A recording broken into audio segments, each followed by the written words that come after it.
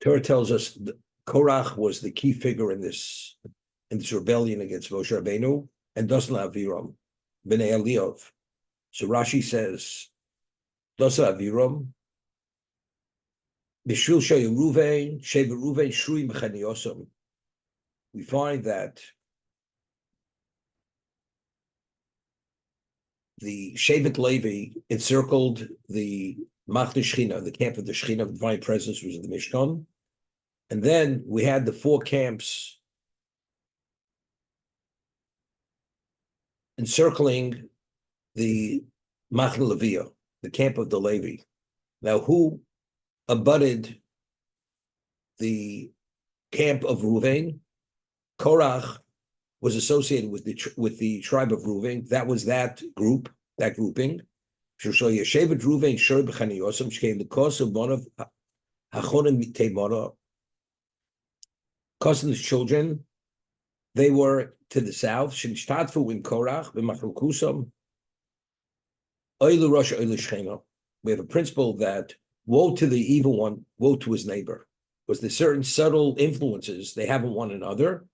As a result of that, because there was this association between Shevet Ruvain and Korach, therefore there was this negative influence. Umar Roa Korach Lachok in Moshe. Why did Korach come and take this issue of Moshe to usurp his authority, to claim that Moshe's teachings were not divine, but rather they were his own teachings, and therefore it was nepotism? He was jealous due to the appointmentship of the sius of the prince position of Elisham Uziel. Shemiru Mas Moshe Nosi al Bnei Kos al Pi Adibur. He appointed Elisham Uziel as the prince over the Bnei Kos, but it was through divine dictate. Oma Korach, so Korach came with a claim. Achi Abba Abrahoyu. My father had four brothers. Shenemar Ubnei Kos, the children of Kos. Amram Abachor. Amram, Moshe's father, was the Bechor. Nodu Shnei Bonov, Gedula. So his two sons took appointmentships of distinction. Echad Melech, Echad Kohen Gadol. One became the king, the leader, which is Moshe, and one's the Kohen Gadol, Aaron. So Mi Roy Litol as a Shenis. So who should receive the second appointmentship? Which are the second sons? Who should be the second? Lo Ani. Shani ben Yitzhar Shu Sheni Lamram. Yitzhar is the one who's just younger than Amram, who's the Bechor. I should receive the third appointmentship. Vumina Nosi has been Ochiv Hakot Mikulam, and he chose to be the prince of the family, the child of the youngest of the brothers. Harini Choli Kolov. Therefore, I'm going to argue with him, to usurp him, and I will null his appointmentship. Okay? Now, Korach says, if it's a question of inheritance, there's an order of inheritance. The Bechor, the first one, receives two portions, two appointmentships. I should receive the third.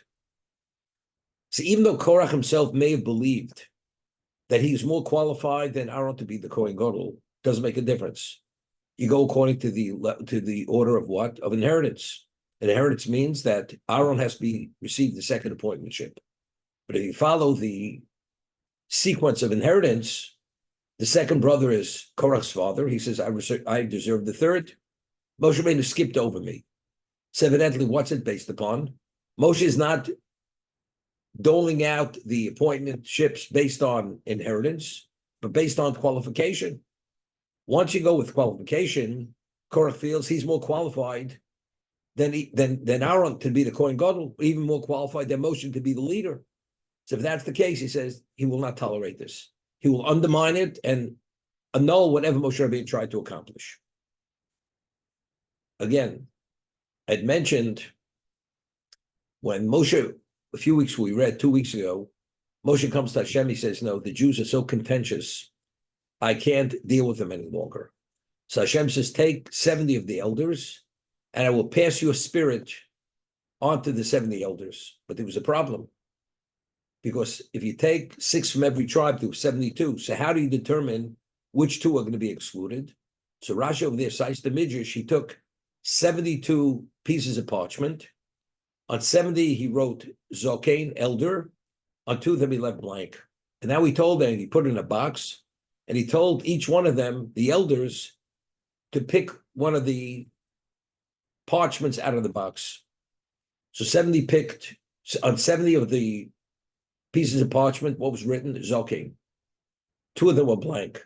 So the 70 that it says Zokain, they were qualified to go to the Ol Moed, to the community with Moshe Rabbeinu, and his spirit was passed on to them. The 2 of them, they came up with blank. That means they were not qualified. They were excluded.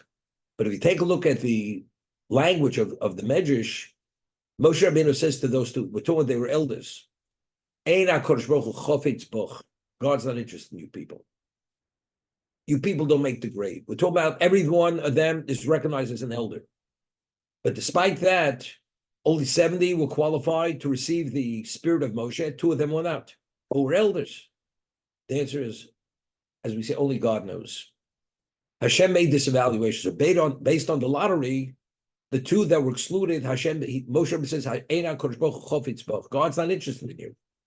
You know what kind of rude awakening this is? Why?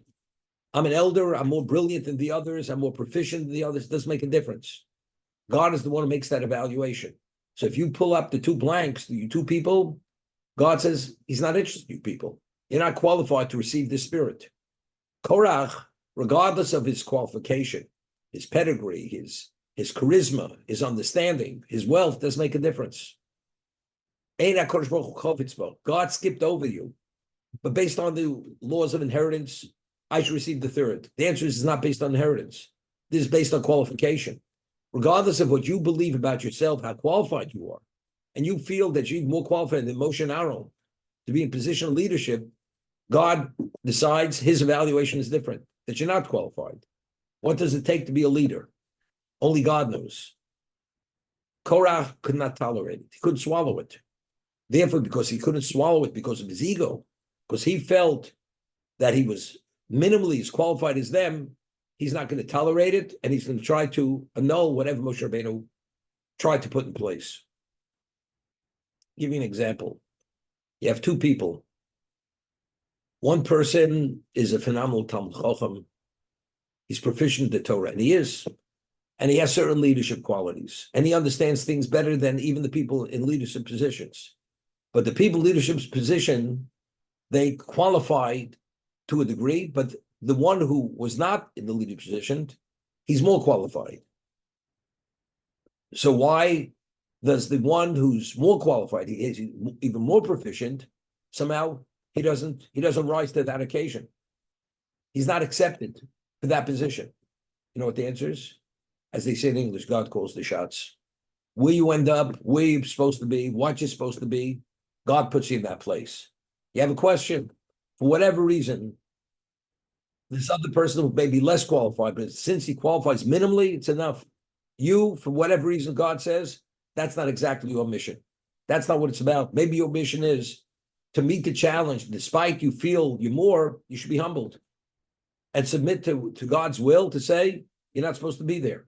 Regardless of your understanding and your capability and your qualification doesn't make a difference. But that's submission. Korach could not submit. And therefore, the Mishnah tells us in Pirkei Avos, the 3 things that take a person out of this world, which destroys a person's life. Hakina v'atay v'agaivo, motzidus odom min olam. Kina, jealousy, desire, and honor take a person out of this world, destroys a person. People are driven because of what? Because of their arrogance. They're driven because of their desire. They're driven because they want status. Ultimately, and they'll make decisions because of this, which ultimately will undermine their existence, even to forfeit their share in the world to come. And the example of this was Korach. He had pedigree, he had wealth, he had intelligence, he had status, but factually, because of that, he believed he was God's gift to the Jewish people. And he should have been in that position of leadership. God decided differently. So that ability to submit, he wasn't able to submit. Therefore, he was willing to destroy everything for his own sake. That's the story of Korach. One of the 10 Commandments, one of the Seres is lo tachmod. You should not have designs on your fellows, his property, his wife, his possessions, his donkey, whatever it is. Lo tachmod. So the question is, in terms of anything other than having designs, because you feel that you should have what the other person has, you're able to control it. You're not permitted to steal. As much as you want to steal, you can suppress that need or that interest to take something that's not yours. But something which has to do with jealousy, because you feel you should have what somebody else has and have your designs on somebody else's property. How do you control that? That's feeling. A person's envious. Why is a person envious? What is the basis for envy? Envy is because I feel if he has it, why shouldn't I have it? That's the basis for envy. Well, maybe the reason why he has it because he's supposed to have it and you're not supposed to have it. But the question is, if he has it and I'm more qualified than him and I'm no less than him, why shouldn't I have it? Therefore, the person is, that's the basis for jealousy. I'll give you an example.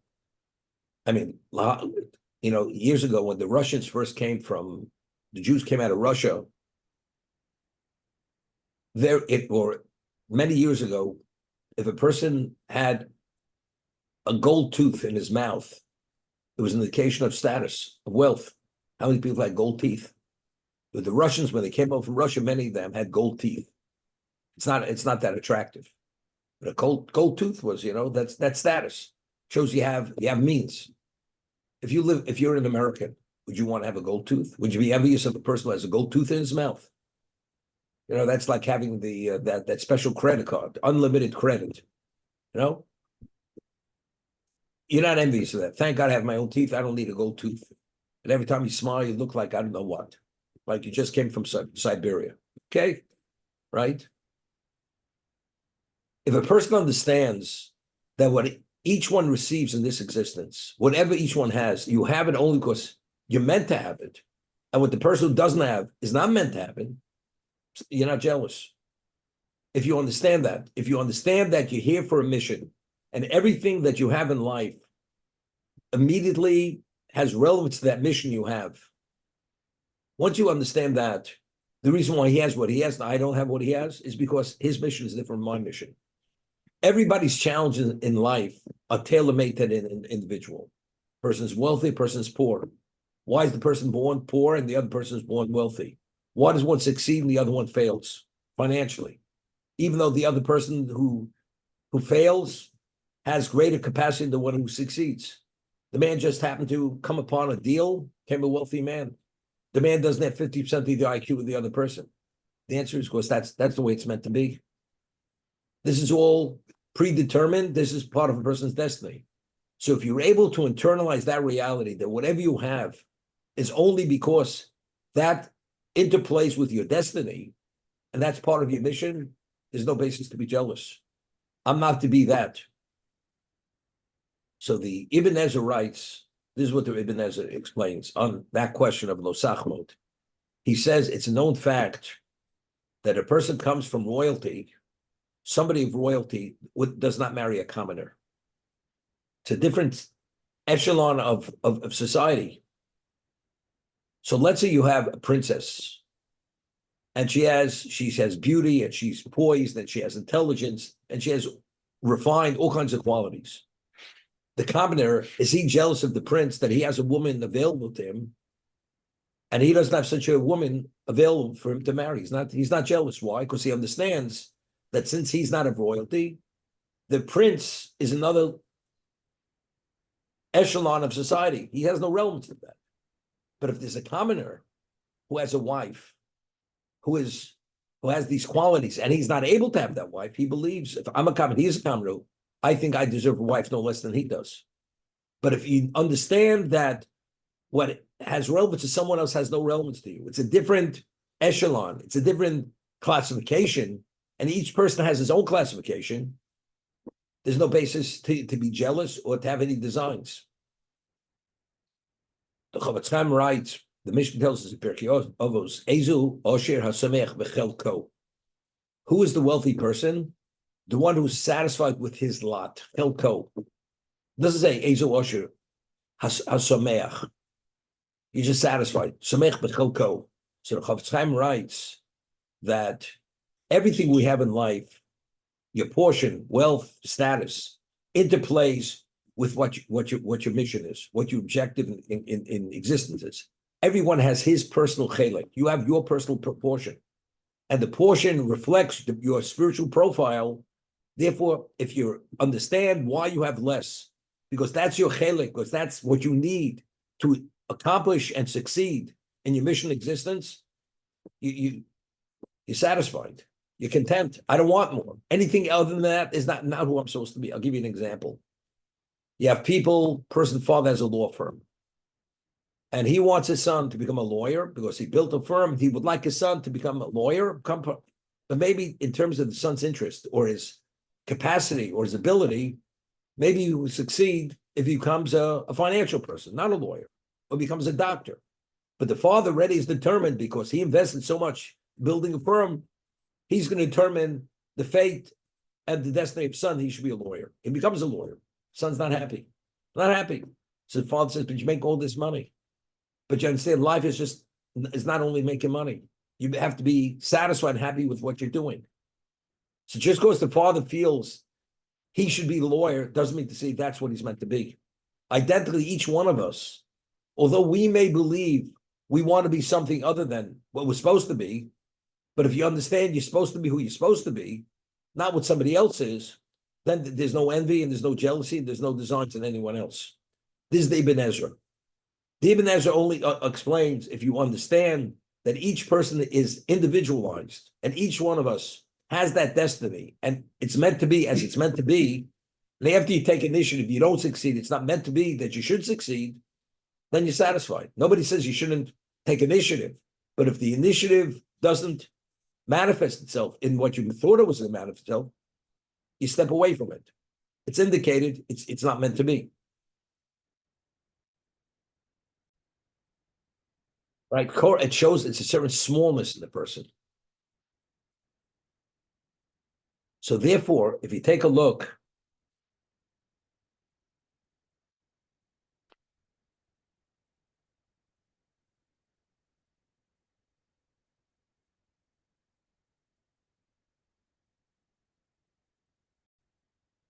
Moshe Rabbeinu says to them, you claim that you were holy, you were qualified. He brought 250 people of the tribe of Reuven who were qualified to be the heads of the Sanhedrin. These are not ordinary people. And he says to them,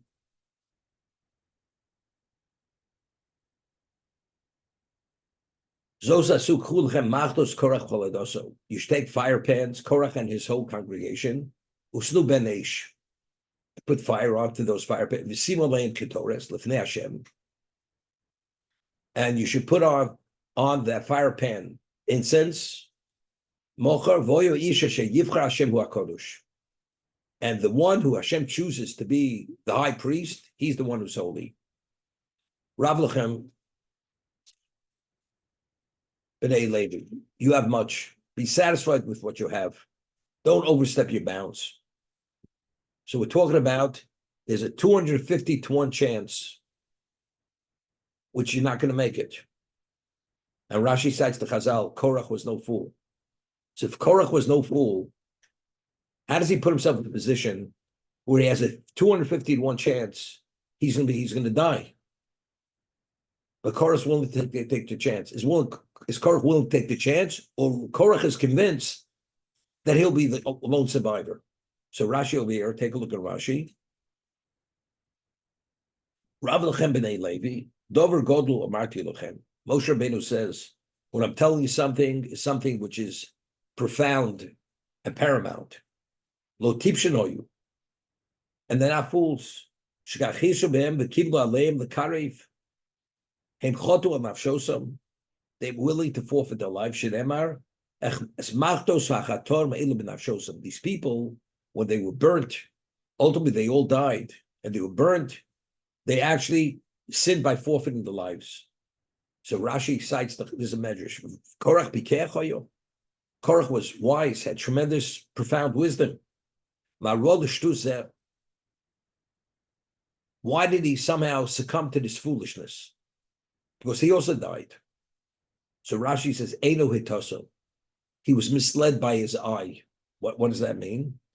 Ra shalshels gedola yosef menu. He saw a line of pedigree descending from him. Shmuel sheshokol king Moshe Aaron. Shmuel HaNavi was a descendant of Korach. He was a descendant, and Shmuel's status in his time, Hashem valued him the equivalent of Moshe and Aaron combined. Oma b'shvilo ani nimlat. Because of him, I will be saved. Therefore, I will be the lone survivor. Because if I die, how could there be a Shmuel HaNavi? Evidently, that indicates that's a confirmation. I'm going to be the lone survivor. Okay?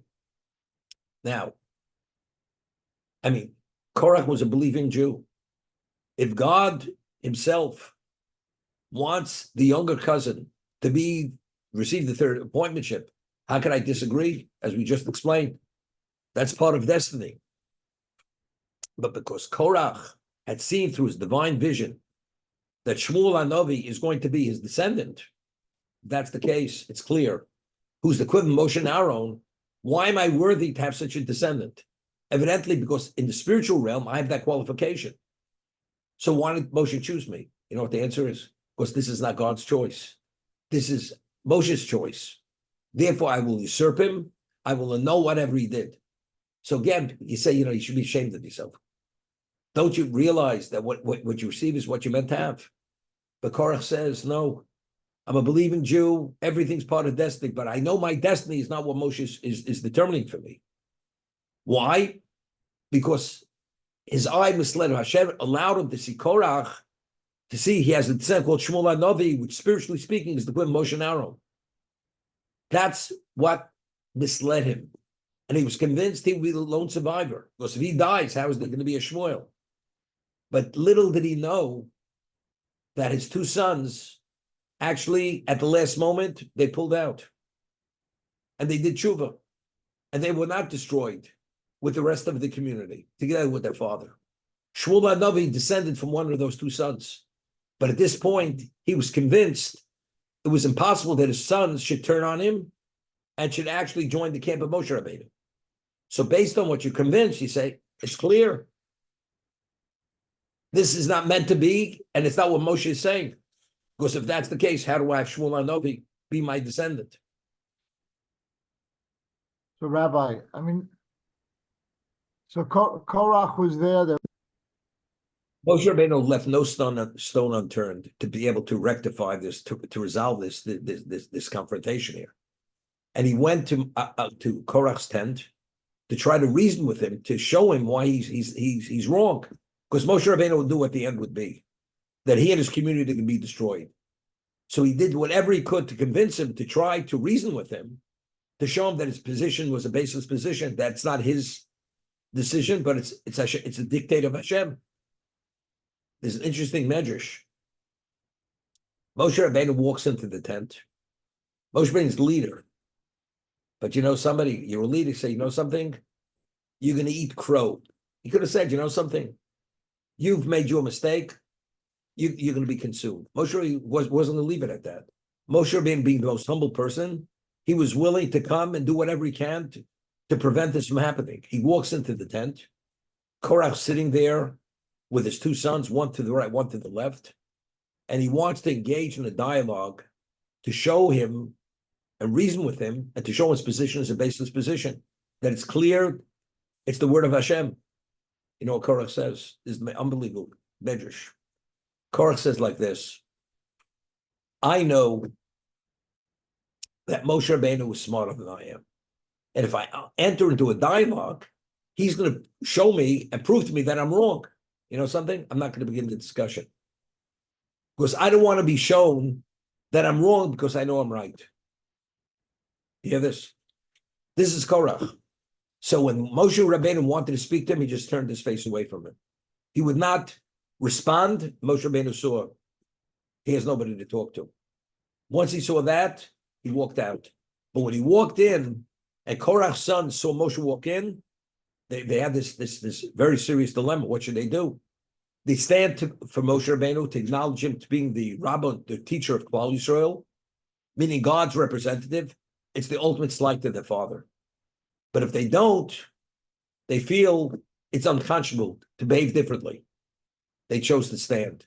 And because they chose to stand, the Medrash says, HaKadosh Baruch Hu gave them a gift. There were stirrings of tshuva in their heart to give them the ability to extricate themselves from this very difficult situation.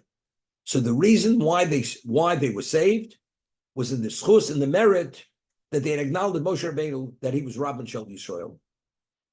That's why Korach didn't want to even begin the discussion, because as I just said, if I know I'm right, I don't want to be convinced that I'm wrong.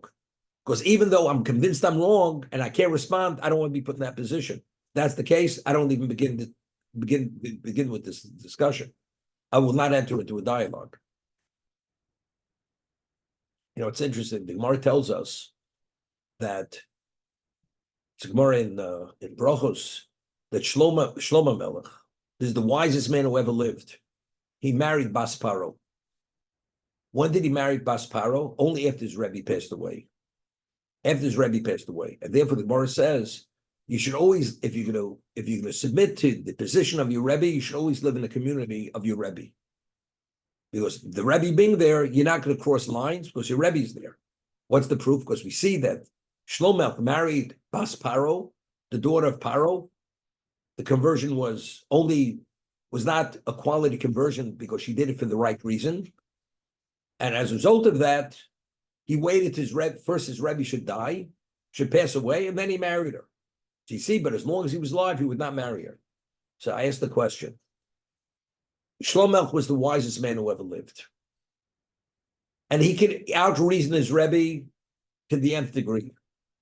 So the basis for the justification of Bas Paro after his Rebbe passed away, that same basis was before his Rebbe passed away. I mean, Shlomo Melech didn't believe that he was sinning, that it was a justified decision. He was permitted. So if he's permitted, even though your Rebbe's alive, and your Rebbe says, but what are you doing? He was able to explain, as Shlomo Melech, the wisest man who lived, why he's marrying her. You know what the answer is? You could convince your Rebbe and come up with the most ingenious reason why your position is correct, but you know your Rebbe knows you're wrong. And as long as he knows the Rebbe's alive and the Rebbe will not accept it, regardless of how he believes he convinced his Rebbe, he knows he didn't convince him. But your Rebbe can't respond to the basis for your justification. Doesn't make a difference. But you know your Rebbe knows you're wrong. So what do? You wait till he passes away. Now I can live with my conscience. I don't have to have somebody representing something where I know he knows he doesn't approve what I'm doing. And once he's gone, now I justify it with my ingenious genius, and therefore it's permitted. The same thing. Korach says, I don't want to be convinced that I'm wrong because I know I'm right. I know I'm right. Although I'll convince my Rebbe that my position is correct, but I know my Rebbe knows I'm wrong. And if my Rebbe knows I'm wrong, I can't cross that line as long as he's alive. That's the reality.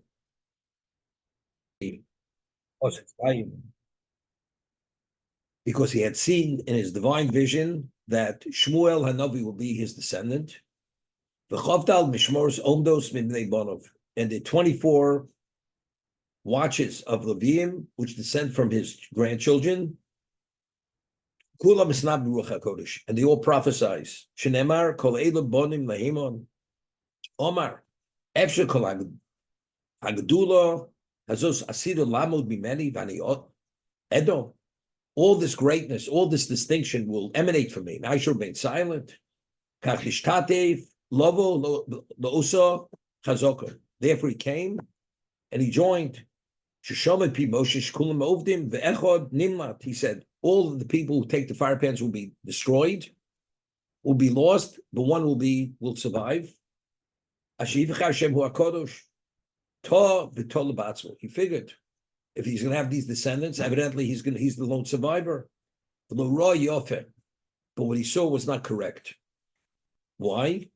Because his sons did tshuva, and all these descendants all these watches of Levium descended. Moshe Yeroeh, but Moshe saw it correctly. Moshe knew his sons would do tshuva, and all this greatness that's going to emanate from him, from his sons, has nothing to do with him.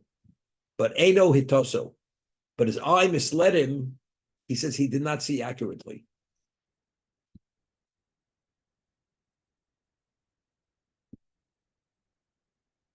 And he said to them, Rav Lochem, Dova Godel Natalta Miatzmachem. He says, you're entering into a situation that you're assuming a tremendous level of responsibility. You're taking on a position, Lachlok ala Kodesh Baruch Hu.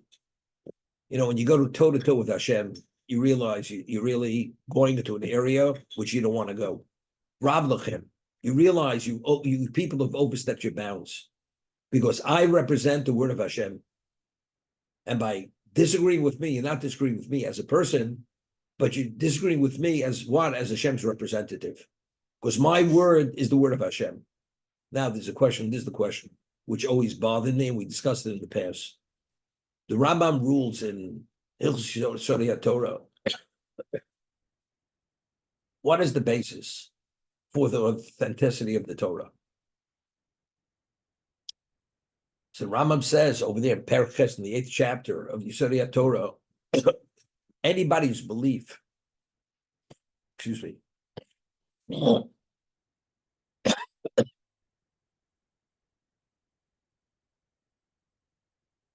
is based on miracles, his belief is fickle. And the Rambam goes to say that the 10 Esamakos, the 10 plagues, were to punish the Egyptians. The splitting of the sea was to destroy the Egyptian armies. The bitter oasis that was turned sweet was because the Jews needed water. The splitting of the rock was the water. The man was for the Jewish people. It was not to prove to Klaus who Moshe Rabbeinu was. Why? Because even if Moshe Rabbeinu is able to do all this, if that would be the basis for him to be God's spokesman, because he can do what other people can't do, since a person come and claim that this is really based on witchcraft or sorcery, and he says, and Moshe Rabbeinu hoodwinked everybody because he's a greater sorcerer than all the sorcerers. Therefore, to attribute his position as God's spokesman based on what he was able to do is not something which is sufficiently adequate. Therefore, so how do we know Moshe Rabbeinu is God's spokesman? Because when Hashem said to Moshe Rabbeinu at Sinai to communicate certain things to Klal Yisrael, which they all prophesied, he said to Moshe Rabbeinu, Lech emod lahem kach v'kach, tell the Jewish people such and such. And the Klal Yisrael, the 600,000 males above the age of 20, in addition to the other people, they heard Hashem communicating openly with Moshe Rabbeinu, go tell the Jews such and such, this halacha and that halacha. If that's the case, God openly handpicked Moshe Rabbeinu to be a spokesman. Once Hashem publicly, based on the Jews prophesying in a wake state, see that Moshe Rabbeinu is chosen to be his spokesman, automatically now forever, the word of Moshe is the word of Hashem. Therefore it says at Sinai, from now, your position as my spoke will never be contested. Supposed to be Torah. So the question is, if Korach and his group, they were at Sinai, and they witnessed whatever everybody else witnessed. And Hashem says, your position as my spokesman will never be contested. What do you mean won't be contested? Korach and his congregation, his community, they're contesting it. So how do we understand it? They saw clearly Hashem chose him to be the spokesman. So if Hashem chose him to be the spokesman, how could Korach claim that Moshe Rabbeinu created this new religion called Moshe Judaism? It's not divine Judaism. That's the question. One of the leading Gedolei Torah in the 1600s, his name was Rabbi Yonasan Eibshitz. Rabbi Yonasan Eibshitz had a level of genius which was, we can't even relate to his level of genius. He had beyond a computer mind. And he has a work, it's called Urim V'Tumim, which was authored by Rabbi Yonasan Eibshitz, and he has 40 pages in this work. He discusses Migu. He discussed Migu. Believe me on this, because if I wanted to be dishonest, I could have said something else. So that is a basis why gives credibility to what I'm saying. Because if I wouldn't want to be dishonest, I could have said something else, and I could have gotten away with something else. That's the concept of Migu. So over there, he has 40 pages of Migu. So they asked Rabbi Yonasan Eibshitz, if you go through what he wrote there, you have to be a genius to come up with all the other what he could have said. If you have a genius mind, you could have said that. But if you have an ordinary mind, there's no basis for Migu. If it's something even an ordinary person could have thought of, that's a Migu. Believe me on this, because I could have said that. But if what you could have said, you have to be a genius to say that. So what kind of Migu is this? So they asked Rabbi Yonasan Eibshitz, how's this a Migu if a person doesn't have the capacity, intellectual capacity to come up with the other reason? That's the question they asked Rabbi Yonasan Eibshitz. So Rabbi Yonasan Eibshitz said, when it comes to be a thief and dishonest, people become geniuses. One's conflict of interest is enough. You become so creative, you come up with all kinds of approaches to justify your position. That's what he answered. Everybody becomes a Rabbi Yonasan Eibshitz when you have sufficient conflict of interest. So what I'm saying, it was blatantly clear, if they will believe in you for all eternity, it will never be contested. Meaning, it doesn't mean it won't be contested. There's enough credible evidence that your position cannot be contested. Will people contest it? They may contest it. Because due to their own conflicts of interest, they totally shut down. I'll give you an example. The sun is shining brightly, and you take a thick covering and you cover your eyes. And you say, I don't see the sun. You want to self-delude yourself. It doesn't change the reality the sun is shining. Meaning the evidence that Moshe Rabbeinu is God's spokesman is so credible, it's irrefutable. Because your conflicts of interest, you want to reject that? That's your prerogative. That was Korach. Korach would not accept what it is because he had this question. And when you have a question because you have an answer, the question becomes the answer. Therefore, it proves not, you have a question, Sinai, it's not a question. There are many questions we don't have answers to. But it's clear Moshe Rabbeinu is not God's spokesman when it comes to this. Because if he would be, God would have chosen me. And if he didn't choose me, that clearly confirms Moshe Rabbeinu, this is a fabrication of Moshe Rabbeinu himself.